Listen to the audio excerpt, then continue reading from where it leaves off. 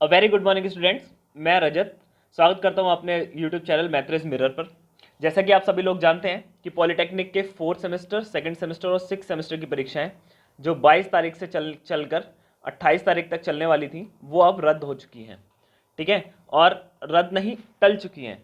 और टलने के बाद ये परीक्षाएं लगभग जो जाने वाली हैं वो सेकेंड वीक के आसपास यानी लगभग 10 अगस्त के आसपास चली जाएंगी। ठीक है, इतना टाइम बोर्ड को आराम से लग जाएगा रीशेड्यूल करने में, दोबारा से नोटिस निकालने में, इन सब चीज़ों में। यानी इस पूरी प्रक्रिया में, ये जो पूरी की पूरी प्रक्रिया आपको नज़र आ रही है, इस पूरी प्रक्रिया में क्या होगा कि आपको 20 दिन का टाइम मिलेगा और इन 20 दिनों में आप अपने नंबरों को, अपनी परसेंटेज को कैसे इन्हेंस कर सकते हैं, कैसे बढ़ा सकते हैं, अपने पढ़ने की रणनीति में क्या चेंज ला सकते हैं। अगर जिस स्टूडेंट ने बिल्कुल भी कुछ नहीं पढ़ा है तो भी वो इन 20 दिनों में अपने नंबरों को कैसे हाईएस्ट तक पहुंचा सकता है, उस बारे में हम डिस्कस करेंगे। आज का वीडियो आपके नंबर बढ़ाने के लिए, आपके लिए है।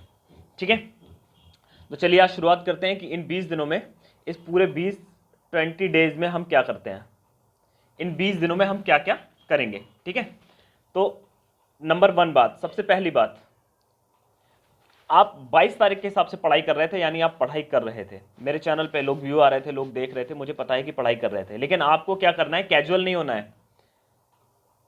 कैजुअल नहीं होना है, कैजुअल मतलब आराम नहीं करना है। ठीक है, अगर आप आराम करेंगे तो क्या होगा, जो भी आपने याद किया है वो सब भूल जाएंगे और दोबारा से जब 10 दिन बाद शुरुआत करेंगे तो फिर आप वहीं खड़े होंगे जहां आज खड़े हैं। आपको शांत नहीं बैठना है, आपको अपनी तैयारी लगातार करती रहनी है, यानी कैजुअल नहीं होना है। जिस स्पीड से आप तैयारी कर रहे थे वैसी स्पीड से तैयारी करनी है, कैजुअल नहीं होना है। यानी अब मैं यहां पे लिख देता हूं कॉन्टिन्यूअस तैयारी, है ना, कॉन्टिन्यूअस स्टडी करनी है, कॉन्टिन्यूअस स्टडी करनी है, पहला पॉइंट। ठीक है, दूसरी बात, आप अपने सब्जेक्ट्स को कैसे तैयार करेंगे, सीक्वेंस क्या होगा। सबसे पहली बात तो यह है कि बराबर समय देना है। जैसे जैसे एक सब्जेक्ट है, मान लो कोई भी टेक्निकल सब्जेक्ट मान लीजिए, जैसे मान लो टोम या सोम, मान लो स्ट्रेंथ ऑफ मटेरियल। ठीक है, मैकेनिकल के सब्जेक्ट या केमिकल इंजीनियरिंग के सब्जेक्ट आप मान लीजिए कि एसटीओ, हीट ट्रांसफर ऑपरेशन। ठीक है, सिविल का सब्जेक्ट मान लीजिए आप जो है हाइड्रोलिक्स। ठीक है, इलेक्ट्रिकल का सब्जेक्ट मान लो आप कोई सा भी सब्जेक्ट आप मान लीजिए, 3 फेज मोटर या इस तरीके के कोई भी सब्जेक्ट मान लीजिए। उसमें ये सभी सब्जेक्ट अगर मान लो आपके 100 नंबर के हैं तो आपका आईएमईडी भी 100 नंबर का है, तो आपका कम्युनिकेशन स्किल भी 100 नंबर का है, तो आपका फंक्शनल कम्युनिकेशन भी 100 नंबर का है ना, तो आपके इस प्रकार के सब्जेक्ट भी 100 नंबर के हैं। तो बेटा यहां पर आप अगर 10 गुना मेहनत करके अपने नंबर लेकर के आओगे तो वहां पर उससे आधी मेहनत में आप 100 में से 100 नंबर ले आओगे। ठीक है, तो ऐसा नहीं है कि एक ही सब्जेक्ट आपको पढ़ना है, आपको क्या है, सभी सब्जेक्ट्स पर बराबर ध्यान देना है।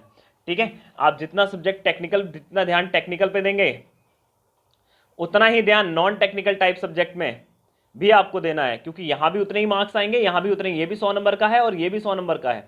आपको अपनी परसेंटेज बढ़ानी है तो दोनों प्रकार के सब्जेक्ट पे ध्यान दीजिए। टेक्निकल पे थोड़ा सा ज्यादा दे सकते हैं, लेकिन नॉन टेक्निकल को भी ऐसा नहीं छोड़ना है कि एक रात पढ़ेंगे और उसके बाद में कर देंगे। एक रात में पढ़ने वालों के 50% या 60% नंबर आते हैं। ठीक है, अगर आप पहले से थोड़ा सा पढ़ बैठेंगे तो आपके ज्यादा नंबर आएंगे।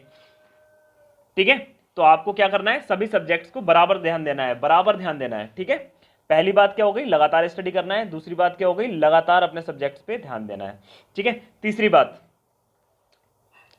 थर्ड पॉइंट क्या है, थर्ड पॉइंट ये है कि क्वेश्चन कैसे आ रहे हैं, ऑप्शनल एमसीक्यूज आ रहे हैं हमारे पास। ऑप्शनल एमसीक्यूज जब क्वेश्चन आते हैं तब याद रखिए, जब थ्योरी का सवाल आपके सामने आता है तब थ्योरी के सवाल में क्या होता है, आप उससे मिलता जुलता कुछ लिख देते हैं तब 10 में से 5 नंबर देता है। आपको कुछ भी नहीं आता, आप कुछ कचरा फचरा लिख देते हैं तब भी 10 में से 2-3 नंबर आपको टीचर दे देता है। ठीक है, हम सभी लोग कॉपी चेक करते हैं, हमको पता रहता है इस बात का। ठीक है, अगर थोड़ा बहुत भी बच्चे ने लिखा होता है तो टीचर के दिल में इतनी दया होती है कि वो सब बच्चों को नंबर देता है। लेकिन यहाँ एमसीक्यू जब क्वेश्चन करेंगे तो वहां 4 ऑप्शन है, ए, बी, सी और डी। अब आपने मान लीजिए गलत अटेम्प्ट किया तो टीचर आपको नंबर नहीं दे सकता, आपको नंबर नहीं मिलने वाले, है ना। और कॉपी तो वैसे भी सॉफ्टवेयर ही चेक करेगा इस बार। तो ये ए बी सी में से गलत है तो गलत और सही है तो सही। यानी इस बार आपकी जानकारी कैसी होनी चाहिए, सटीकता होनी चाहिए आपकी जानकारी में। इस बार आपकी नॉलेज कैसी होनी चाहिए, सटीक होनी चाहिए। और ये सटीक नॉलेज आएगी कहाँ से, इस सटीक नॉलेज को आप कहाँ से लेकर के आएंगे, तो ये जो सटीक नॉलेज है बेटा, ये आपकी सटीक नॉलेज आएगी, तो ये सटीक नॉलेज आएगी प्रैक्टिस से। ज्यादा से ज्यादा प्रैक्टिस करें एमसीक्यूज की। ज़्यादा से ज़्यादा प्रैक्टिस एमसीक्यूज़ की करें, ज़्यादा से ज़्यादा एमसीक्यूज़ की प्रैक्टिस करो, थ्योरी की प्रैक्टिस कम करो, एमसीक्यू की प्रैक्टिस ज़्यादा करो। थ्योरी पढ़ो, एमसीक्यू करो, थ्योरी पढ़ो, एमसीक्यू करो, थ्योरी पढ़ो, एमसीक्यू करो। जैसे ही आप एमसीक्यू करेंगे, मेरी इस बात की गारंटी है कि पहली बार पेपर बन रहा है, तो पहली बार जब पेपर बन रहा है तो एमसीक्यू कोई अपने घर से नहीं बनाने वाला है, सब आसपास की किसी किताबों में से कहीं से खोज के लाएंगे, ठीक है। और अगर आपने वो एमसीक्यूज पहले से करे हुए होंगे तो ये इस बात की गारंटी कि कम से कम 50% पेपर आपका पहले का प्रैक्टिस करा हुआ होगा, जिसको हल करने में आपको 10 मिनट से ज़्यादा नहीं लगेगा। और जब आपने 50% पेपर 10 मिनट में हल कर लिया तो बाकी पूरा क्वेश्चन पेपर आप बहुत अच्छे नंबरों के साथ पास करेंगे। 85% से कम नंबर आपके आएंगे ही नहीं। लेकिन इसके लिए आपको क्या करना है, जो आपको किस्मत ने, जो आपको बोर्ड ने 20 डे एक्स्ट्रा दिए हैं, इन 20 डेज में आपको लगातार मेहनत करती रहनी है और हमारे साथ जुड़े रहना है, ठीक है। हमारे पास सभी प्लेलिस्ट IMED, ठीक है, कम्युनिकेशन स्किल, फंक्शनल कम्युनिकेशन, ठीक है, ये सभी प्रकार के जो नॉन टेक्निकल टाइप सब्जेक्ट्स हैं उनके हमारे पास नोट्स हैं, हमारे पास वीडियोस हैं, हम उसको लगातार देखते रहिए। तो हमारे 3 पॉइंट हो गए। 3 पॉइंट कौन कौन से? हमारे 3 पॉइंट क्या हो गए? पहले क्या है? Continuous study, continue your study, रुकना नहीं है ना। दूसरा क्या है? सभी सब्जेक्ट्स को बराबर टाइम देना है ना, टाइमिंग, इक्वल टाइमिंग देनी है सभी सब्जेक्ट को, इक्वल टाइमिंग देनी है। तीसरा, इक्वल टाइमिंग देने के साथ साथ क्या करनी है? मोर प्रैक्टिस, मोर प्रैक्टिस, ज़्यादा से ज़्यादा प्रैक्टिस करनी है। ये 3 बिंदु आपके सामने आ चुके हैं, ठीक है। 3 बिंदु के बाद मैं आपको बताता हूं कुछ आगे और बेहतर। इन 3 बिंदुओं के हिसाब से पढ़ाई होगी कैसे, कैसे हम 20 दिन तक लगातार पढ़ाई को बनाए रखेंगे। तो आप एक अपना टाइम टेबल बनाइए।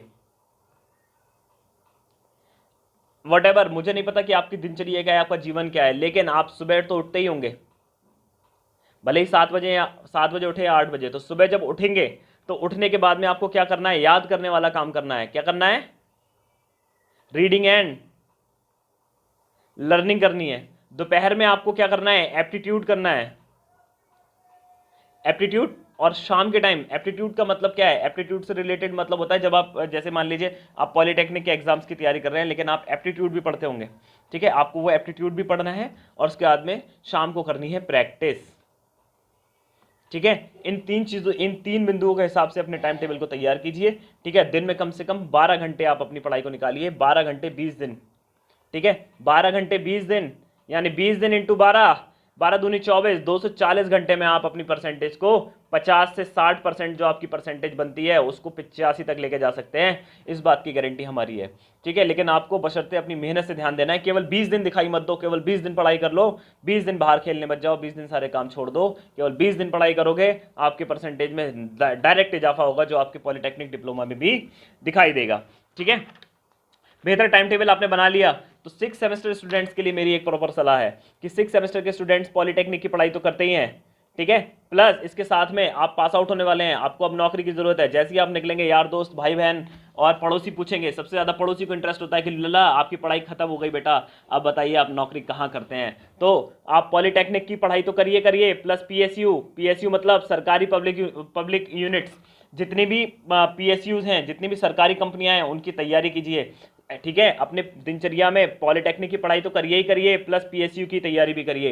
इन PSU की तैयारी के लिए मैं बहुत जल्दी अपने चैनल पर वीडियोस और प्लेलिस्ट लेकर के आने वाला हूं। चैनल को सब्सक्राइब रखिए। तो सारे की PSU पॉलिटेक्निक की तैयारी प्लस PSU की तैयारी, ये किन के लिए है? ये 6 सेमेस्टर के लिए है, क्योंकि पॉलिटेक्निक तो एक बार पास हो जाओगे, लेकिन पॉलिटेक्निक पास होने से काम नहीं चलेगा, आपको नौकरी भी चाहिए। और नौकरी चाहिए तो पॉलिटेक्निक प्लस PSU दोनों की तैयारी करनी है और एक साथ करनी है। और ये दोनों का सिलेबस सेम ही है, दोनों को एक साथ लेकर के चलना है और MCQ की तैयारी लगातार करती रहनी है। तो ये 6 सेमेस्टर स्टूडेंट्स के लिए मेरी सलाह थी, ठीक है। और इसके लिए आप अलग से टाइम दीजिए। ये कुछ महत्वपूर्ण बिंदु, 5-4 बिंदु थे जो आपके सामने डिस्कस करने थे, क्योंकि मुझे ऐसा लग रहा था कि बच्चे जो हैं, अब क्योंकि पेपर टल चुका है तो बच्चे क्या करेंगे, क्योंकि पेपर टल चुका है तो बच्चे क्या करेंगे, बच्चे कैजुअल हो जाएंगे। कैजुअल हो जाएंगे मतलब आराम में आ जाएंगे। तो इसलिए मेरे को ये वीडियो सुबह सुबह उठ करके बनाना पड़ा कि बच्चे आराम ना करें, बच्चे पढ़ाई करें। अगर आपने इस समय इन 20 दिन में आपने अगर आराम किया तो आपका परसेंटेज पे असर पड़ेगा। और अगर आपने 20 दिन पढ़ाई की, 20 दिन 12 घंटे के हिसाब से पढ़ाई की, यानी 240 घंटे अगर आपने पढ़ाई कर ली, केवल 240 घंटे, तो आपकी 20% नंबर आपके बढ़ा देगा, 20% नंबर आपके गारंटी बढ़ा देगा। ये रजत सर का वादा है, ठीक है। तो लगातार लगे रहिए। आपको किस्मत ने मौका दिया, आपको बोर्ड ने मौका दिया है, इसको आप बनाइए, इसको ज़्यादा से ज़्यादा अपने नंबरों में मैक्सिमाइज़ करिए, नंबरों में तब्दील कीजिए, क्योंकि सभी स्टूडेंट्स ऐसा नहीं करने वाले, केवल वही स्टूडेंट्स ऐसा करेंगे जो हमारे साथ जुड़े हुए हैं। ज़्यादा से ज़्यादा पढ़ाई करिए, पढ़ाई में लगे रहिए। ये 20 दिन आपको जीरो से हीरो बना देंगे, ये 20 दिन आपको 50-60% वाले स्टूडेंट से 85% वाले टॉपर में तब्दील कर देंगे। क्यों? क्योंकि एमसीक्यू की प्रैक्टिस करनी है हमारे साथ, ठीक है। आप अपने टेक्निकल सब्जेक्ट्स की भी कीजिए, नॉन टेक्निकल का जिम्मेदारी हम पर छोड़िए, ठीक है। मिलते हैं नेक्स्ट किसी लेक्चर में, तब तक के लिए अपने घर पर रहिए, सुरक्षित रहिए। कोरोना के खिलाफ देश की इस महत्वपूर्ण जंग में अपना योगदान दीजिए, कोरोना का टीका लगवाइए, बहुत ज़रूरी होने पर घर से बाहर निकलिए, ठीक है। और अपनी पढ़ाई लगातार करते रहिए। मिलते हैं नेक्स्ट किसी लेक्चर में, तब तक के लिए हमारे चैनल को सब्सक्राइब रखिए, बेल आइकन को दबा लीजिए। मिलते हैं नेक्स्ट किसी लेक्चर में, धन्यवाद।